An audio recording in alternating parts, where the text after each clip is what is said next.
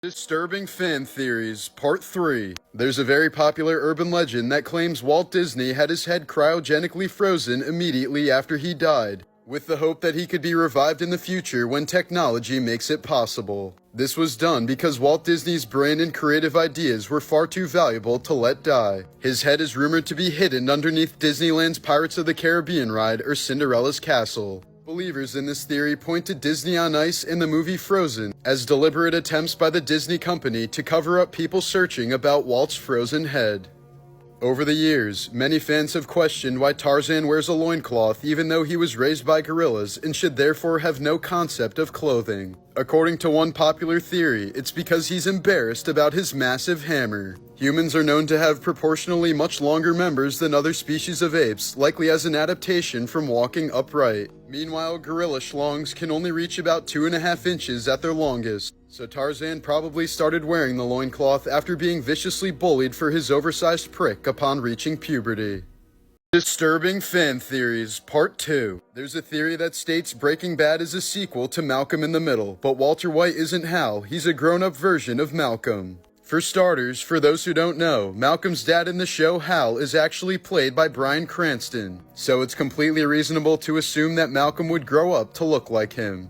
In the sitcom, Malcolm is very fond of chemistry, and in one episode he even uses a chemistry set to create an explosion. Malcolm is also incredibly smart, stubborn, manipulative, and can develop complex plans just like Walter White. Not to mention, Walter is also estranged from his mother throughout Breaking Bad, alluding to the idea that Malcolm eventually wanted nothing to do with Lois. Additionally, Malcolm's grandfather happens to be named Walter, and he's the only family member who openly appreciates Malcolm's genius. So the theory posits that Malcolm changed his name to Walter as a tribute to his late grandfather, and at some point moved down to Albuquerque to escape from his crazy family.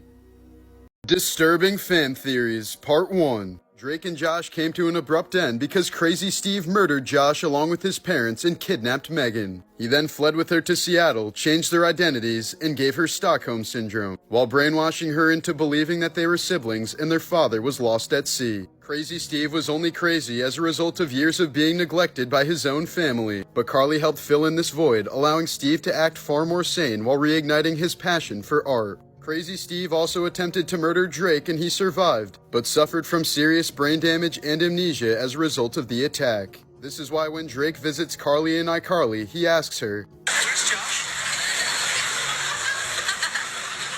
Where's Mama?" Carly triggered the memory of his family, but he couldn't remember what happened to them. Eventually, someone recognizes Carly from her web show, finally prompting the arrest of mass murderer Crazy Steve. This is why Crazy Steve can be seen in a mental asylum in the iCarly spin-off Sam and Cat.